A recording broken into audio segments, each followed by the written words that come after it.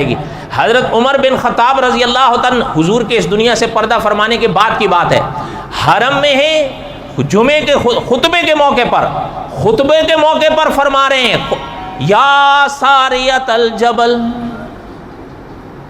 اچھا یا ساریت الجبل۔ علامہ خالد محمود صاحب رحمۃ اللہ علیہ لکھا ہے اسی میں عالم تکوین کے شہباز مضمون میں کہ صحابہ یہ کیا ہے۔ اچھا اب جیسے دیکھیں میں یہاں خطبہ دے رہا ہوں، آپ بیٹھے ہیں، اور میں اگر یہاں بیٹھے بیٹھے امام صاحب کو آواز یا ندا لگانے لگا تو آپ حیران نہیں ہوں گے؟ اور بولو تو صحیح۔ اچھا جب وہاں حیرانگی ظاہر ہونے لگی، علامہ خالد محمود صاحب رحمۃ اللہ نے لکھا ہے کہ حضرت علی رضی اللہ عنہ وہاں اس محفل میں موجود تھے، تو محترم نے سب کو اشارے سے روک دیا کہ خاموش ہو۔ کیوں؟ وہ آپ میں نہیں، وہ عمر بن خطاب تھے نا، فرمایا بس خاموش رہو۔ اچھا جب حضرت نے بھی کوئی وضاحت نہیں کی، مدت گزری، علامہ خالد محمود صاحب رحمۃ اللہ نے لکھا کہ جب ساریہ واپس آئے، حضرت عمر نے جو یا ساریت الجبل کی آواز لگائی تھی یہ مدینے میں، ساریہ کہاں تھے اس وقت؟ نہاوند میں۔ علماء نے لکھا ہے، جغرافی کے علماء نے، کہ نہاوند عراق میں تھا۔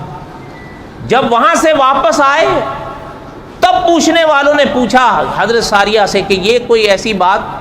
فرمایا ہاں، ایک دن ہم وہاں گھرے تھے، سپاہیوں میں، فوج میں، دشمنوں میں گھرے، کہ اچانک میں نے سنا کہ حضرت عمر کی آواز آ رہی ہے یا ساریت الجبل، پہاڑ کی اوڑ لے۔ ہے کہاں؟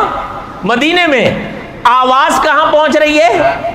عراق میں۔ اور سراز یہ بھی دھیان دیجیے گا، ہے مدینے میں، اور منظر کہاں پہ پہنچ رہا ہے؟ عراق میں۔ علامہ خالد محمود صاحب نے لکھا ہے یہ عالم تکوین کی تجلی ہے جو وہاں پر آ رہی ہے، لیکن یاد رہے یہ خرق عادت ہے، اس میں کوئی شک نہیں، لیکن یہ پیغمبر کی اتباع کا صدقہ ہے۔ کوئی بات آپ کو سمجھ میں آئی؟ اور بولو تو صحیح۔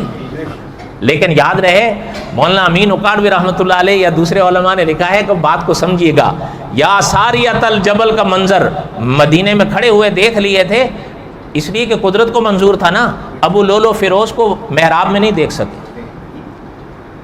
نہیں سمجھ آئی؟ نہیں سمجھ آ گئی نا؟ وہ یہاں چھپا تھا، سنا ہے مسجد میں ہی چھپا تھا نا، وہ نماز میں اس نے جو خنجر مارا